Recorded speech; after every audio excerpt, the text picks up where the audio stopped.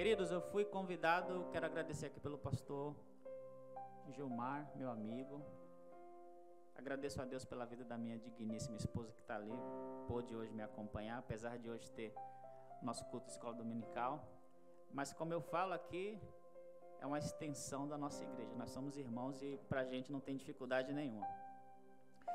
Foi-me convidado e dado aqui a importância de trazer a quarta carta, não é isso? Que está no livro de Apocalipse, capítulo 2, verso de número 18. A quarta carta à igreja de Tiatira.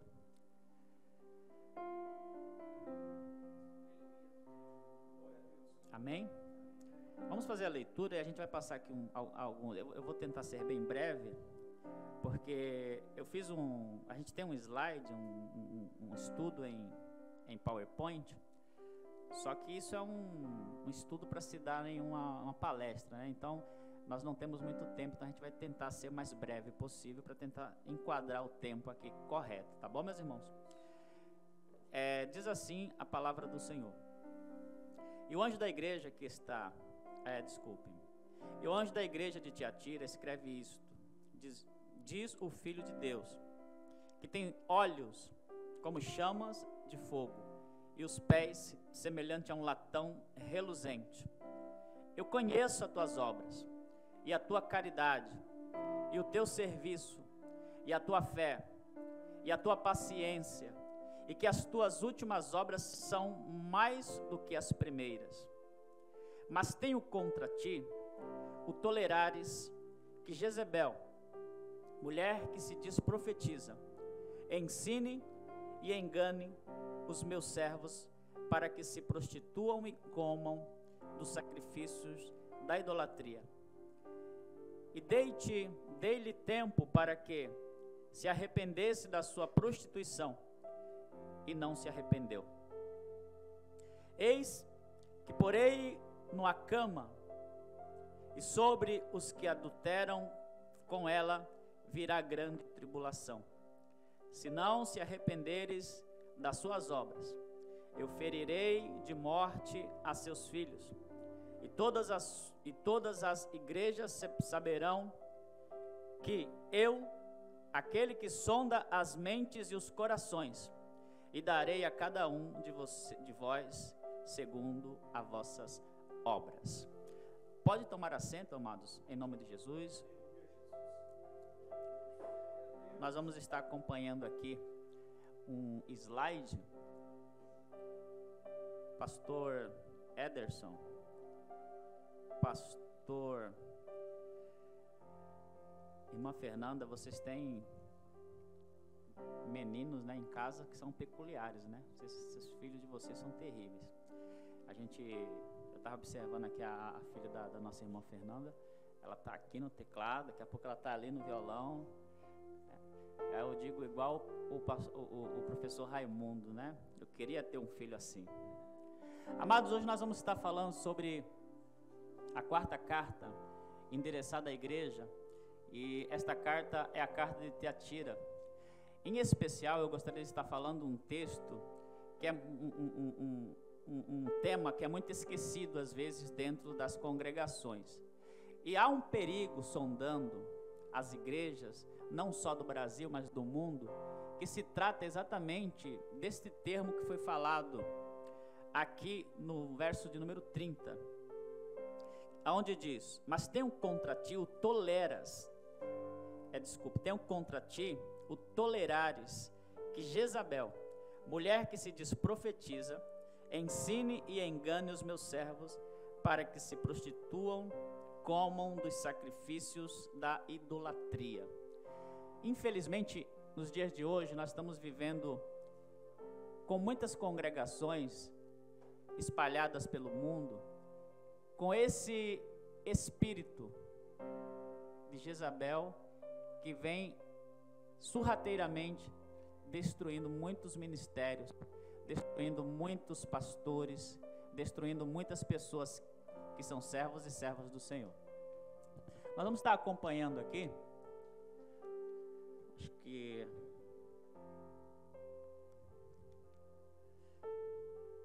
não sei se vocês conseguem enxergar, a gente vai estar fazendo algumas leituras. Tenho, porém, contra ti o tolerares que essa mulher, Jezabel, Apocalipse 2, capítulo 20. O espírito de Jezabel é como denominamos um comportamento que perturba muitas igrejas. O Senhor Jesus disse que este tipo de atitude não deve ser tolerado. Contudo, quase todas as comunidades cristãs existe uma Jezabel. Quase em todas as comunidades cristãs existe uma Jezabel. E que a si mesma se declara profetisa. E com isso engana muitas pessoas. Este espírito impede o crescimento da igreja e precisa ser derrotado para que a igreja seja abençoada. Elias, certa vez, fugiu com medo das ameaças de Jezabel, lá em 1 Reis, capítulo 9, verso 1 ao 10. E o pastor da igreja de Tiatira parece que tolerava os erros de uma pessoa como Jezabel. Tanto o profeta como o pastor foram desafiados a enfrentar este espírito e vencer através do poder de Deus. Isto mostra que não precisamos ter medo, porque Deus não nos deu um espírito de temor, mas de fortaleza e de amor e de moderação. 2 Timóteo 1:7. Amém? Vou me esforçar um pouco para ler ali. A gente olha uma telona assim grande, aí vê outra pequena. Não, mas eu olho ali mesmo, não tem problema não. Ainda estou novo, não estou na idade do pastor Gilmar. Dá para mim enxergar bem. Como descobrir, amados, o espírito de Jezabel? Como que a gente faz para descobrir esse espírito de Jezabel? Vamos olhar aqui, que a Jezabel ela tem algumas características, não é? Tem algumas pessoas, pastor, que em meio até mesmo ao costume, né? Costuma associar o espírito de Jezabel ou Jezabel somente à prostituição. Mas o espírito de Jezabel ele não causa somente esse tipo de problema dentro da igreja. Quando a gente começa a observar quem era essa mulher, você vai ver que ao passar dos slides aqui, vocês vão ver que esta mulher ela tinha muitos malefícios que se traziam aos profetas, que se traziam ao povo de Deus naquela época, porque até então ela era uma mulher que perseguia e incentivava a perseguição. Nós vamos ver que não é somente este problema, né, que se tinha com esta mulher. Eu vou olhar para cá que ela está um pouco pequena, tá, irmãos? Aí sim, nesse caso, eu pego o problema do pastor Gilmar, né, pastor? Jezabel era uma mulher vaidosa, acostumada a conquistar seus interesses através de sedução. Na Bíblia, o termo prostituir tem um significado geral de infidelidade, tanto conjugal como espiritual. Quando uma pessoa que não é fiel a Deus está se prostituindo, pois ninguém pode servir a dois senhores. Jezabel praticava tanto a prostituição sexual como também a feitiçaria. Já era uma mulher que adorava outros deuses e trouxe também esse costume, né, para dentro do povo de Deus. Em várias igrejas, o espírito de Jezabel entra através de pessoas que não estão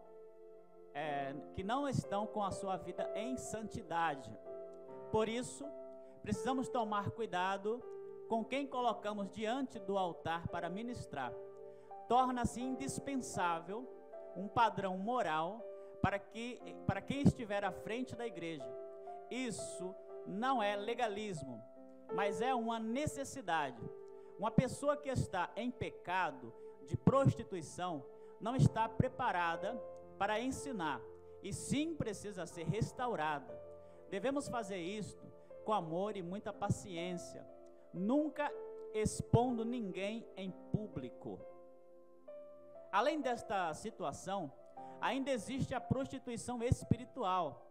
Muitos membros de igrejas são infiéis e o seu pastor e a igreja, muitos membros de igreja são infiéis ao seu pastor e à igreja aonde congrega. Pessoas assim pulam de galho em galho, procuram aonde tem algo que lhe agrega. Cada dia procuram uma igreja e um pastor que faça a sua vontade. E o espírito de Jezabel faz com que líderes falem mal de seu pastor, traindo aquele que abençoa e luta pela sua vida. Observaram que dentro das igrejas brasileiras e outras, mas nós vamos falar, né, do nosso país, que tem culturas diferentes, nós observamos, pastor, que muitas dessas coisas acontecem e como que a igreja ela tolera esse tipo de coisa? A igreja tolera esse tipo de coisa a partir do momento que ela não trata esse tipo de coisa. Quando nós não temos uma artimanha para ser tratada essas pessoas que costumam muitas das vezes vir do mundo ou de outras igrejas com situações iguais, automaticamente o espírito de Jezabel, quando ela acompanha uma pessoa e adentra dentro de uma congregação, naquela porta, pelo Espírito Santo, pela palavra que é pregada dentro desta igreja, ele tem que ser barrado lá fora, ele tem que ser parado lá fora. Quando se deparar com o poder do Espírito Santo, a pessoa tem que ter na sua vida transformação.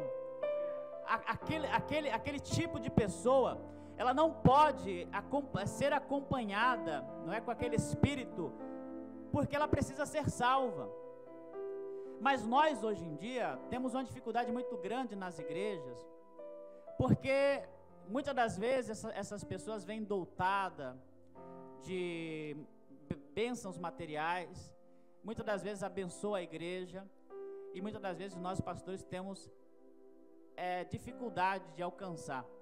Tem pessoas que vêm doutadas de sabedorias e às vezes nós, como pastores, temos dificuldade para corrigir, porque eles ou elas se sentem acima de algumas pessoas. E essas pessoas a gente precisa, como pastor, como líder, sempre saber que nós não estamos acima de nada aqui. Não precisamos estar acima de nada. Porque se a gente colocar a confiança em nós mesmos, a gente vai sempre cair do cavalo. Nós nunca vamos ter progresso em nossas vidas. Se nós colocarmos as nossas confianças em nós mesmos, nós vamos entender que nós não somos nada além de fracassados. Mas quando nós entendemos que nós estamos aqui, em cima deste altar, não com a nossa autoridade, mas sim com a autoridade que nos é posta por Deus e pelo Espírito Santo, nós vamos entender que Deus não nos deu um espírito de temor, mas de ousadia, um espírito de liderança, um espírito de autoridade, aonde conseguimos encarar de frente qualquer problemas que possamos enfrentar, entendendo sempre que acima de nós sempre há um Deus que pode todas as coisas, e que esse tipo de situação ele pode tomar conta de nossas congregações. Nós precisamos tratar essas pessoas. Em relação à prostituição, para ser mais claro aqui, mais rápido, né, para não tomar muito tempo, como foi falado, existe dois tipos de prostituição. Existe a prostituição carnal e a prostituição espiritual. Muitas das vezes, pastor Anderson, Ederson, desculpa, pastor, é muito igual, a gente tem a dificuldade. E eu assisti muito Matrix. Se vocês assistiram Matrix, vocês entendem, né, que eu estou falando. A prostituição carnal, ou seja, o pecado da carne, que é falado também no livro de Gálatas por Paulo. Esse pecado é um pecado que consome, é É um pecado que, se nós não tivermos cuidado, o próprio Paulo disse que estas pessoas ficarão de fora do reino do céu. E a gente precisamos lutar contra ele. Existem vários tipos. Eu tenho também um ensinamento que trata sobre os frutos da carne. E é muito importante, é muito interessante. Nós estamos inclusive dando ele na igreja, que trata sobre os pecados que nós cometemos e que muitas vezes a gente comete e trata como insignificante, e que na verdade ele é muito insignificante, porque um pecado, não existe o tamanho, não é aquele ou pecadinho ou pecadão. Pecado é pecado. E quando você permite, como foi falado pelo pastor Anderson aqui, se você permitir, se você abrir a porta, ele entra e te derruba. E não importa o tamanho. Então existe a prostituição carnal e existe a prostituição espiritual, que é você colocar outra coisa acima do teu Deus, do nosso Deus, do Deus que nós servimos.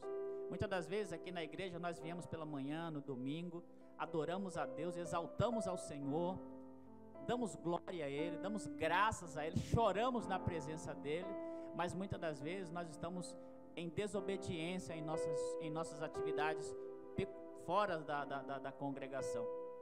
Eu te pergunto nesta manhã, como que você se comporta na tua escola, no teu trabalho? Será que você tem sido fiel a Deus? Ou você tem trago em você também esse espírito de Jezabel? A desobediência é uma grande prostituição. A você que desobedece ao seu pastor, a você que desobedece a Deus, tudo isso é um perigo na tua vida. E isso pode te causar uma grande perca, que é a salvação. Vamos andar aqui? Idolatria. Idolatria também é outra atividade que as igrejas do século 21, não digo século 21, mas desde os primeiros séculos, a igreja ela já sofria com esse tipo de problema. A gente, para quem gosta de história da igreja, não temos tempo aqui, mas para quem gosta de história da igreja, você vai ver como a idolatria ela chegou sutil, entrou e habita até os dias de hoje. Mesmo sendo cristãos modernos, ainda em nossas igrejas pentecostais, estamos cheios de pessoas que trazem idolatrias. Mas que tipo de idolatria, Alexandre, né? Ricardo, desculpe. Gente, pastor é difícil para decorar nome, tá? E o senhor falou que o coitado perdeu o cabelo, mas eu vejo que ele só raspa ali, tá, pastor? Vou defender ele aqui. Aquilo ali é uma maquininha que ele passa no cabelo. Não é isso, Ricardo? Queridos, estamos vivendo hoje. Isso é bullying, né? Estamos vivendo hoje um perigo eminente dentro das nossas igrejas. Existe uma idolatria, irmã Fernanda, que ela é escancarada. Existe também uma idolatria invisível. Existem muitos tipos de idolatria. Vamos tentar dar uma lida aqui. Outra característica do espírito de Jezabel é a idolatria. Jezabel patrocinava o culto aos ídolos e tinha um exército de profetas chegando ao número de mais de 850 homens, sustentados por ela para cultuar deuses estranhos. A idolatria é tudo o que toma o lugar de Deus, pois o Senhor não divide a sua glória com ninguém. No mundo religioso atual, existe estrelismo, onde o nome de personalidades mais artística do que religiosa se sobrepõe. Nas igrejas locais, o espírito de Jezabel entra com idolatria de canto, pastor, principalmente idolatria denominacional, que existe muito nos dias de hoje. A religiosidade faz com que membros de igreja sigam mais o que diz sua denominação ou líder do que a própria Bíblia diz. Nós temos muitos problemas em relação a essas coisas, e principalmente quando se vem pessoas, pastor Ederson, que vêm de outros ministérios e às vezes querem trazer aquele aprendizado que ela aprendeu, muitas das vezes trago por homens, e querem entrar dentro da tua igreja, e querem até mesmo às vezes ensinar o pastor. Pastor, porque lá na minha igreja era assim, era assim, era assim. Quando essas pessoas elas vêm lá na nossa igreja, pastor, eu simplesmente digo, olha, na sua igreja era assim, assim e assim. Qual que era o nome da sua igreja? Olha, eu vim de igreja fulano de tal. Pois bem, aqui você está na Nova Jerusalém. Aqui é diferente. Então, muitas das vezes, hoje em dia nós vivemos aí, né, principalmente nos tempos atuais, uma idolatria terrível agora de quem? Do homem. Pessoas que idolatram cantores. Eu estava vendo um tempo atrás aqui, um comentário rápido, um amigo meu, muito amigo meu, mora hoje lá em Professor, mora no estado de Governador Valadares, em Minas Gerais, e ele veio falar para mim a respeito de um show de Voz da Verdade, e ele falou para mim, não, eu passei lá e corri para tirar foto e tal. Irmãos, amar é uma coisa, idolatrar é outro. E nós temos que ter muito cuidado com a idolatria, porque a idolatria muitas das vezes invade até nossas casas. Você pode estar idolatrando o seu marido, você pode estar idolatrando o seu filho, você pode estar idolatrando o teu patrão. Muito cuidado com isso. Nós vemos esse tipo de problema em nossa igreja, e a gente tenta combater com palavra, com amor, para que a pessoa entenda que nada, nem ninguém pode substituir o lugar de Deus. Ninguém te sustenta, entenda isso. Quem abriu a porta para você foi Deus. Não precisa ter medo do teu patrão, porque as pessoas, o patrão ele é muito usado por Deus, alguns dele, para que a pessoa ela se atrase, para que a pessoa cumpra horário na empresa, para que ela não chegue a tempo no culto. E hoje, como eu estava falando até no ensinamento passado, a gente acaba sendo um escravo atual, aquele escravo moderno, aquele escravo que é assalariado, porque a gente acaba sendo, como o pastor falou, a gente fica no automático. Eu preciso acordar cedo, e acontece que aquilo que o Senhor mencionou aqui em cima, você nem sequer consegue viver, você não consegue ter as suas atividades.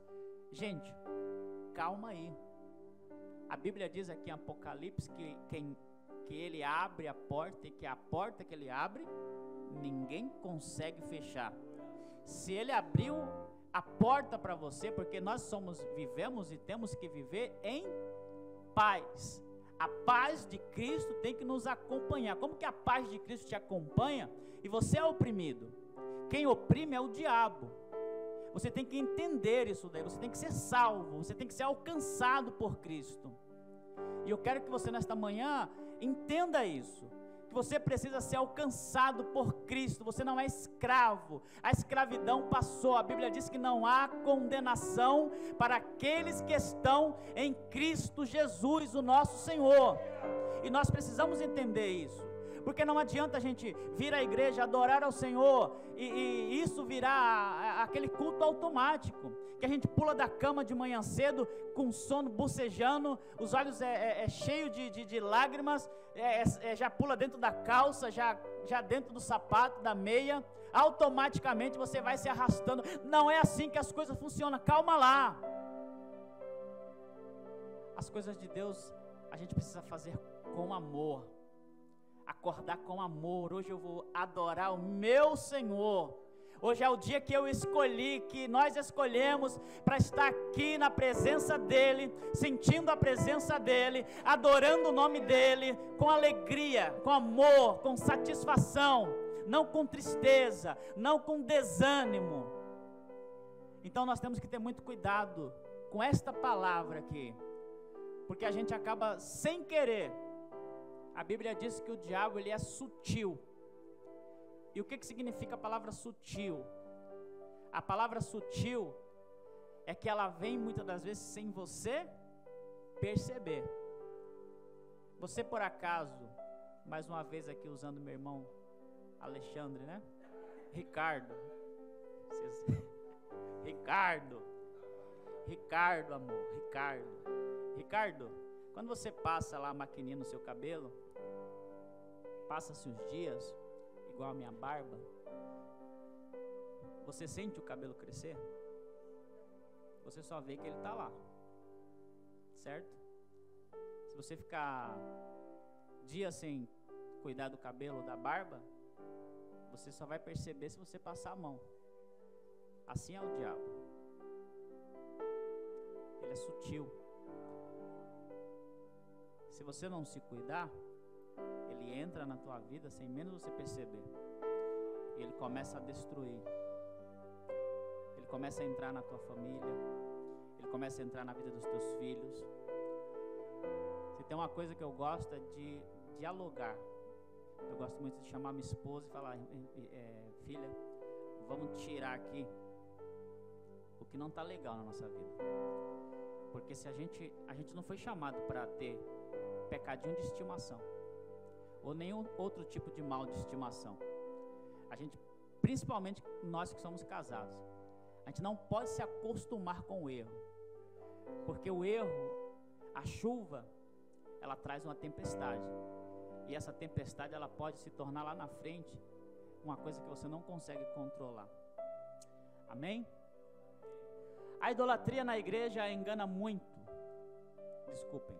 A idolatria na igreja engana muito bem aqueles que estão cegos, pensando que tudo está perfeito e que seu líder ou denominação não tem defeito. Alguns membros da igreja fazem pior, idolatrando um líder que não erra de sua igreja. É o que acontece muito, em detrimento de quem está ali no dia a dia, conhecendo os problemas e dificuldades do lugar e das pessoas. Com isso, vêm as comparações e cobranças indevidas. Com o tempo, esta pessoa se decepciona e fica frustrada, pois a sua fé não era somente em Deus, e sim em ensinamentos de homens.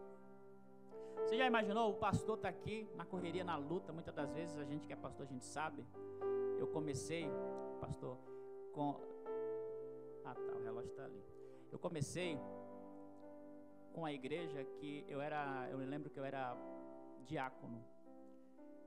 E nós tínhamos um pastor presidente. Esta igreja, ela era oriunda da Assembleia de Deus do Brás. E na época que não sei se vocês conhecem, eu lembro, na época que o pastor Lupercio, um grande pastor da Debrais, ali do Ministério de Madureira, ele foi trocado de cargo. Tiraram ele e colocaram hoje o atual presidente. E muitos pastores saíram da igreja. Isso eu era jovem ainda. E nesta época, este pastor, que era o nosso pastor na época, ele criou então a sua denominação própria. E eu lembro que quando eu cheguei, morei 4 anos em Minas Gerais. Quando eu voltei para São Paulo, eu tinha aproximadamente uns 28 anos por aí. E eu lembro que aqui eu comecei a trabalhar, aprendi lá em Minas Gerais, na Igreja Assembleia de Deus, lá do Governador Valadares. Me estudei, me formei, aprendi lá. Quando eu cheguei aqui, eu tinha já um pouco de conhecimento, né? E eu me lembro que eu cheguei aqui como um diácono e comecei a trabalhar. Quando eu cheguei aqui, eu comecei a observar os problemas que a igreja tinha. Como eu tinha lá muito curso, muitas coisas que a gente aprende no decorrer da nossa vontade, a gente, quando tem vontade, a gente aprende, a gente gosta de ler, a gente vai atrás do nosso pensamento, daquilo que a gente quer. E eu reparei muitos problemas na igreja. Eu cheguei para ajudar o pastor, porque uma coisa é você chegar para ajudar, outra coisa é você chegar para criticar, ou querer ser melhor do que alguém, ou querer ser melhor do que ser até o próprio pastor. E isso é errado. Isso destrói ministério, isso destrói vidas. Então, quando eu cheguei aqui, eu falei: pastor, olha, eu tenho algumas coisas que eu gostaria de conversar com o senhor para a gente ver o que a gente pode se alinhar. E a gente foi conversando, a gente foi se colocando. Passou um tempo, eu virei presbítero. Quando eu cheguei aqui, irmãos, eu não lembro muito bem o ano, a igreja ela estava passando por um problema exatamente de divisão. O pastor atual da igreja, ele perdeu todos os membros que havia, e o salão que ele estava, ele foi obrigado a sair desse salão. E restaram para Nova Jerusalém na época 5 obreiros e 2 membros. Foi assim que eu comecei a pastorear. Eu pastoreei na época, eu, minha esposa, meu co-pastor, a esposa dele, a mãe dele, que era uma diaconisa, 5 obreiros e 2 membros, um deles discipulando. E foi ali que eu comecei a minha rotina, irmão, de pastor. Passaram-se os anos, nós conquistamos, com a ajuda de Deus e com a sabedoria que Ele nos concede, 300 membros, em um local, lá onde vocês conhecem, Sítio Jaraguá. Um local difícil de se evangelizar, difícil de falar de Deus. Para quem vai lá do sábado para o domingo, né, do sábado para o domingo, existe um baile funk ali que é complicado. Eu vou pedindo a Deus para nos dar estratégia. Crescemos, irmãos. Lembrando que eu trazia para mim uma grande importância dentro desta missão que foi me dada. Porque nenhum de nós aqui somos descartáveis. A Bíblia diz que todo aquele que vem a Ele, Ele nunca lança fora. Você tem uma significância dentro desta igreja. Não pense você que você está aqui somente para ocupar uma cadeira onde você está sentado. Você veio aqui para somar, para ajudar, para segurar na mão do teu pastor, para crescer junto com essa igreja, para se orgulhar de quando você chegar lá na frente e dizer assim: poxa, eu comecei desde o começo. Eu estava ali quando faltava o banco, quando tinha bancos vazios ainda. Eu estava ali quando a gente estava naquele salão onde tinha ainda poucas pessoas. Mas eu me lembro desde quando começou. Eu me lembro desde quando eu sentei com o pastor em uma reunião. Eu me lembro desde quando eu falei: pastor, eu estou aqui à sua disposição, porque eu sei que o Senhor é o anjo desta igreja, e eu sou aqui para somar, para te ajudar, para estar junto com o Senhor em todos os seus pensamentos, em todas as suas organizações. Eu quero estar junto, eu quero colaborar, eu não quero criticar, eu quero fazer a igreja crescer. E é assim que a igreja vai em frente, irmãos. Eu admiro muito aqui a igreja bereana. Vocês têm uma organização invejável. Isso traz um crescimento para uma igreja. Mas o que falta para nós é não somente colocar a responsabilidade em cima do pastor, é chamar para a gente também a responsabilidade. É entender que num culto de manhã eu não posso ir sozinho. Eu tenho que convidar alguém para ir comigo. Eu tenho que convidar quem não é crente. Eu tenho que fazer parte desse ministério. Não é somente vindo aqui recebendo a bênção, recebendo a unção. Não é somente isso. É saber que esta casa aqui, ela é minha casa também. É saber que eu tenho responsabilidade como os músicos aqui. E cada um de nós temos também. Não tolere idolatria na sua igreja. Outra coisa muito, para a gente correr aqui por causa do tempo, muito perigosa, esta é a palavra, e que se tem muito dentro da igreja, e que se faz parte da característica de Jezabel: manipulação. Jezabel manipulava. Jezabel era uma manipuladora, que queria que tudo fosse do seu jeito. Seu próprio marido, Acabe, que se vendeu para fazer o que era mal perante o Senhor, porque Jezabel, sua mulher, o instigava, controlar tudo ao seu redor, o instigava a controlar tudo ao seu redor. Desculpa, irmão, deixa eu voltar um pouco aqui, porque tem ali o texto no meio. Então, olha, sua mulher o instigava por querer controlar tudo ao seu redor. Jezabel também era invejosa. Certa vez armou uma mentira para matar um homem chamado Nabote, só porque Acabe queria o seu terreno. Então tirou e a propriedade, tirou a vinha e a propriedade de um homem inocente. Quem manipula pessoas faz coisas terríveis, sendo capaz de tudo para alcançar os seus objetivos, como mentira, traição e vingança. Uma pessoa manipuladora mente para conseguir o que deseja, trai ou apunhala outros pelas costas e se vinga de quem não fizer a sua vontade. O espírito de Jezabel entra em muitas igrejas através de pessoas que querem mandar em tudo na congregação. Algumas dessas pessoas já exercem funções de autoridade profissionalmente e refletem isso dentro da própria igreja, achando que podem dar ordem ao irmão como se fosse um empregado, um subordinado do trabalho. Contudo, ainda existem casos de pessoas que não se realizaram profissionalmente ou até na família foram dominados e percebem querer ser alguém dentro da igreja, assumindo funções onde possam sobressair sobre os outros. Igreja não é lugar de maltratar ninguém, e sim de mostrar amor e companheirismo. Se alguém tem um título de poder na sociedade, isso significa que do lado de fora e de dentro da casa de Deus somos todos irmãos. E devemos servir uns aos outros em amor. Por isso devemos ter cuidado ao colocar alguém na liderança que não trata bem os irmãos. Também é preciso ter cuidado com o sistema político e eclesiástico, onde uma pessoa tem poder excessivo na igreja. Posso pedir um copo de água, irmão, por gentileza? Você observa que na congregação, em nossas congregações, nós também passamos por problemas como esse.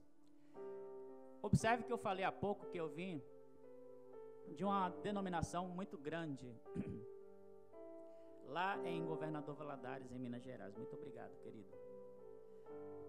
E quando eu cheguei em São Paulo, eu vim congregar na igreja das minhas irmãs. Na época eu tinha muita dó das minhas irmãs, porque a igreja, na época, não tinha ensinamentos, não tinha escola dominical. E eu já tinha comigo, desculpem, eu já tinha comigo que o crescimento da obra de Deus, ela é dado através da própria palavra do Senhor. Quando nós trazemos alguém para perto de Deus, nós precisamos, com toda veemência, ensinar para ele a palavra do Senhor. E quando eu via que essa igreja, ela crescia desordenadamente, e quando eu cheguei lá, eu comecei a observar os pontos negativos, eu comecei a trazer para o pastor: pastor, nós precisamos ter cultos de ensinamento na igreja. Na época tinha, pastor, culto de ensinamento, mas não era um ensinamento tão eficiente. E eu via que as pessoas não mudavam, porque a palavra de Deus, ela tem que mudar o indivíduo. Ela tem que vir de encontro ao coração dele, e as práticas antigas já não mais serem exercidas por essa pessoa.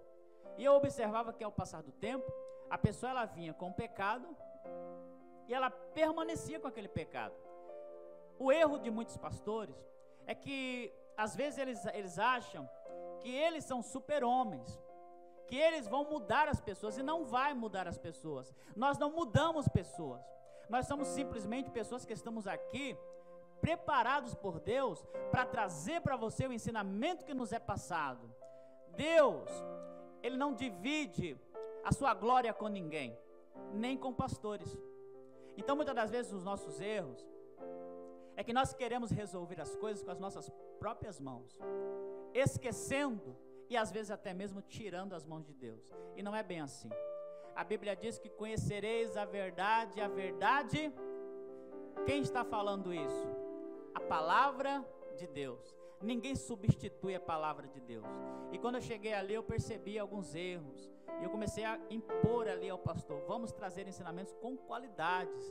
Quando a gente começou a trazer ensinamentos com qualidade, Irmã Maria começou a parar de fumar, irmão João começou a parar de beber, porque quem cura é a palavra, não somos nós não somos médicos, não somos enfermeiros, somos apenas funcionários do Senhor. Foi Ele quem nos colocou aqui para fazer a obra dEle. Então, quando a gente começa a pensar que nós não somos nada senão dependentes dEle, aí você vai ver que as coisas começam a andar. Então nós tínhamos muita dificuldade de pessoas que chegavam na igreja com esses tipos de problemas e elas permaneciam com o problema. Pessoas que exerciam cargos, por exemplo, de autoridade em suas funções lá fora, chegavam na igreja, queria fazer a mesma coisa. Se você colocasse essa pessoa, porque pessoa que gosta de manipular, geralmente, quando o pastor ele não tem muita visão, essa pessoa acaba chegando ao ponto que ela quer. Porque quando você observa, você está ali com o Espírito Santo, Deus, ó, eu estou aqui, eu não tenho visão de raio-x. Porque quem é onipresente é o Senhor. Quem é onipotente é o Senhor. Eu não sou nada. Então o Senhor me alerta. Então quando você está em contato com Deus, Deus ele vai te alertar, olha, cuidado, essa pessoa ela é assim, assim, assim. Toma cuidado, ela precisa ser tratada primeiro. Tem gente que já chega na igreja, não pastor, porque eu vim da igreja de fulano de tal, lá eu era mestre dos músicos, eu fazia isso, eu fazia aquilo. Quando ela chega, que você dá uma confiança para ela, você fala, não, nós estamos precisando porque a igreja precisa. Vem cá, eu vou te colocar aqui, vem cá, músicos, vamos apresentar fulano de tal, esse aqui ele já veio, é mestre. Quando ele entra ali, que você concede, meu irmão, ele começa a destruir. Ele começa a entristecer. Ensaios que a pessoa, em vez de sair cheia do Espírito Santo, sai cheia de mágoa. É essas coisas que a gente tem que observar. Uma igreja ela precisa ser saudável. A gente não precisa dessas coisas. A pessoa, ao entrar dentro da igreja, ela precisa ser transformada pelo Espírito Santo. Não tolere manipulação em sua igreja. Outra coisa para finalizarmos aqui. Jezabel é perseguição. Jezabel perseguiu os profetas do Senhor ao ponto que muitos tiveram que se esconder por um tempo. Muitos profetas foram mortos por Jezabel e o próprio Elias foi ameaçado por ela. Um dos motivos desta perseguição é porque o profeta de Deus falava a verdade e não o que Jezabel e Acabe queriam ouvir. O espírito de Jezabel pode ser percebido em igrejas onde pessoas são perseguidas. Existem comunidades onde tudo já está tão estabilizado que quando um homem ou uma mulher de Deus propõe mudanças, passam a ser perseguidas. A inveja e perseguição, inveja e perseguição briga de poder fazer com que líderes sejam perseguidos nas igrejas. Espiritualmente falando, uma das causas das perseguições é que o líder enfrenta coisas demoníacas e luta contra forças do mal. Por isso, o inimigo usa pessoas para persegui-lo. Deixa eu só tentar fazer com que você entenda o que nós estamos querendo falar aqui. Uma certa vez, vamos lá para a Bíblia, uma certa vez, lá no livro de... Não precisa abrir, tá, irmão? Só para a gente trazer um raciocínio bíblico. Uma certa vez, no livro de 1 Samuel, capítulo 17, 28. Davi, ele é ordenado pelo seu pai de ir até o arraial onde estavam juntos o exército de Israel. De um lado havia o exército de Israel, do outro lado havia o exército filisteu. E Jessé diz a Davi, olha, vai lá, pega esse pão, pega esse queijo e leva lá o chefe de soldado e vê lá como teus irmãos estão.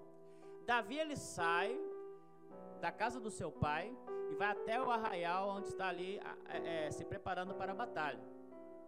Quando Davi chega naquele local, a Bíblia diz que Davi, ele se depara com a afronta de Golias. Já havia 40 dias que Golias ia pela manhã e à tarde. E a Bíblia diz que quando Davi se depara com aquilo, por outro lado, Davi também consegue enxergar um exército completamente covarde, com medo, porque aquele homem, ele era um gigante. A Bíblia diz que Davi, ele, como esse texto que a gente leu aí, que Deus não te deu um espírito de covardia, e sim um espírito ousado, de ousadia, porque quem habita em nós, ele é muito maior do que qualquer tipo de afronta que se levante contra a tua vida. E quando a gente começa a entender esse tipo de coisa, a gente não quer mais levar desaforo para casa. E a gente começa a entender, se o meu Deus, ele é grande, por que eu estou com medo? Já passo para você esta palavra nesta manhã. Não precisa se intimidar com as adversidades que estão acontecendo na tua vida. Deus é muito maior do que tudo isso que está acontecendo. Somente tente acreditar um pouco mais nele. Somente tente depender um pouco mais dele. Naquela época, o exército de Israel não estava mais dependendo de Deus. Muitos estavam em pecados. Se você olhar a história lá de Israel, você vai ver que muitos soldados ali haviam já distante de Deus, já estavam distantes de Deus. Mas Davi ainda continuava perto do Senhor, em oração. Aonde Davi estava trazendo salmos ao Senhor. E a gente observa que a afinidade de Davi, a gente observa que a intimidade de Davi era a mesma, inabalável, ninguém tocava naquilo ali. E quando Davi se depara com aquele gigante, pastor, ele nem sequer nota o tamanho do gigante. Ele olha para o soldado e diz assim: ei, o que o Senhor, o nosso rei, está oferecendo para aquele que vencer o gigante? Observa comigo que Davi, ele não questionou nem para ele mesmo se ele poderia ou não vencer o gigante. Ele já foi direto ao ponto dizendo: eu sei que eu posso, porque o Senhor está comigo. Eu sei que ele é gigante, mas ele não é nada para o meu Deus. Ele é maior que eu em estatura, ele é mais experiente que eu em batalha, mas o meu Deus, o Deus que eu tenho, ele não tem. E sabe por que Davi diz isso? Porque Davi diz assim: quem é este incircunciso filisteu para afrontar o Deus de Israel? Por que Davi está dizendo que ele é incircunciso? Porque incircunciso era aqueles que não haviam meu Deus do céu. Obrigado, pastor. Que não haviam circuncidado. Quem não era circuncidado, ele era incircunciso. Então Davi já disse: esse cara não faz parte do povo de Deus. Eu faço parte. Eu sei o Deus que eu sirvo. Então Davi, ele era ousado.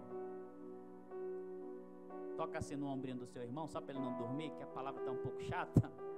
Diga assim para ele: ei, irmão, Deus te chamou para ser ousado. Amém? Então olha, quando Davi, ele diz assim: o que o rei vai dar para aquele que venceu o gigante? Convicção. Diz para ele aí: convicção. Convicção é saber que você vai e vai ser vitorioso. E Davi vai lá e pergunta: o que é que ele está dando? Tipo assim, sabe, cantando vitória? Era isso. Já viu aquele amigo que gosta de cantar vitória? Não, se eu te enfrentar lá naquele esporte, eu vou ganhar de você, porque convicção. Davi tinha uma convicção não por falha humana. Não é que ele era egoísta, prepotente, autossuficiente. Isso se chama confiança em Deus. Então ele diz assim: o que o rei está dando para aquele que venceu o gigante? Porque ele já sabia que ele ia vencer. Quantos de vocês enfrentam seus problemas assim? Diz aí para mim. Quem olha para o problema e diz assim: esse problema está se levantando, mas eu já sei que eu vou atropelar ele. E não é por mim, não é pela minha própria força, é porque eu conheço o Deus que eu sirvo. E aí, quando Davi está conversando com aquele homem, automaticamente vem alguém que está atrás dele, puxa ele pela roupa, diz assim: ei Davi, o que está fazendo aqui você? Por que estás aqui? Conhecendo a prepotência do teu coração, vieste aqui para ver a peleja, não foi? Com quem deixaste as poucas ovelhas do nosso pai? A diferença entre Davi e eu é que Davi ignora. Observe que acontecem essas coisas na igreja. Às vezes nós queremos fazer, nós queremos pôr as mãos, mas tem alguém que está lá mais tempo que você, tem alguém que é mais velho que você de ministério, e muitas das vezes ela quer te desencorajar, ela quer te jogar para baixo. Para que você vai fazer? Eu já tentei fazer, não dá certo. É como o grupo de varão. Aqui não tem grupos, mas nas Assembleias de Deus, vocês sabem que tem bastante grupos. Grupo de varão, de criança. Eu estou quase fazendo igual o pastor Ederson, para tirar, para dar mais tempo para adoração.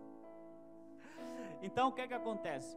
Grupo de varão é um dos grupos mais difíceis da igreja. E foi um dos primeiros cargos que eu tive. Varões são descomprometidos, principalmente obreiro. E principalmente se tiver um líder lá na frente dele, eles não querem obedecer. Não são todos, claro. Mas há uma dificuldade muito grande de se liderar, de se colocar um grupo desse de pé. Mas foi o primeiro desafio que Deus me deu. E eu encarei e disse: Senhor, o Senhor que está aqui, não sou eu. Esses são desafios. Então vinham pessoas mais velhas: não, esse grupo aí já está, ó, nós estamos tentando colocar esse grupo de pé, ó, e nunca dá certo. E eu fiz igual o Davi. Eu ignorei aquele que vinha com desânimo, eu ignorei aquele que vinha com, até mesmo com ameaças. Eu não consegui, você vai conseguir? Não é assim que acontece? Então, é isso que nós estamos falando aqui. A gente precisa passar por cima das perseguições, porque as perseguições elas virão do diabo. O diabo vai te perseguir, ele vai querer te matar, mas sempre sabendo que há um Deus acima de você que pode todas as coisas. Eu não posso, mas Deus pode. Para concluir, já passei do horário. O fim da vida de Jezabel foi terrível. A perseguição do Apocalipse, a personagem do Apocalipse chamada de Jezabel também foi avisada, e Jesus lhe deu tempo para que se arrependesse. Apocalipse 2:21, onde a gente acabou de ler o nosso texto. Caso contrário, sofreria muito ao ponto de ser tratada no leito de enfermidade, e seus filhos ou seguidores também seriam exterminados. Então, se em sua igreja há este tipo de comportamento, deixe Deus cuidar, pois Ele vai separar o joio do trigo. Confie na promessa de que os ímpios não subsistirão no reino, nem os pecadores na congregação do justo. Neste estudo, nós referimos ao espírito de Jezabel como algo demoníaco, que precisa ser expulso, e também comportamental, desculpa, irmãos, que precisa ser expulso, e também comportamental, que precisa ser tratado. Então aconselhamos a quem lê estas palavras, não usar isso com a expressão de chacota, chamado os irmãos ou irmãs de Jezabel, que acontece muito nas igrejas, né? E nem reprimir estas pessoas, pois fazendo isso, estaria usando suas mesmas estratégias e, portanto, fazendo-se igual. Não queremos o mal para os nossos irmãos, mesmo que estejam sendo usados pelo inimigo. Queremos sua libertação, mas caso a pessoa não aceite ser tratada, não há nada que possamos fazer para que não repreenda o escarnecedor. Para que não te odeie, repreende o sábio e ele te amará. Provérbios 9:8. Irmão, desculpa a forma que eu estou lendo aqui, viu, irmãos? Às vezes você fica preocupado com o tempo, aí você vai atropelando vírgula, ponto, e assim vai. Para resolver o problema de uma igreja onde está o espírito de Jezabel, é preciso muita oração e jejum. Mas também devemos acompanhar a pessoa enquanto esta seja tratável, tentando resgatar sua vida através de conselhos e ensinamentos da palavra de Deus com amor. Muitas precisam de nós, muitas dessas pessoas são apenas religiosos que não tiveram ainda uma verdadeira experiência com Deus. Precisa de nós para abençoá-las. Você é um profeta lutando contra Jezebel? Pergunta. Vença o espírito de Jezabel com a oração e o amém? Deus abençoe em Cristo Jesus. Peço perdão ao pastor. Eu espero que vocês tenham mastigado esta palavra de manhã e traga para a sua vida. Vou agradecer aqui ao pastor Ederson. Muito obrigado. Vou usar lá na nossa igreja, viu, pastor? Que Deus abençoe a igreja Bereana em Cristo Jesus. Você pode aplaudir ao Senhor.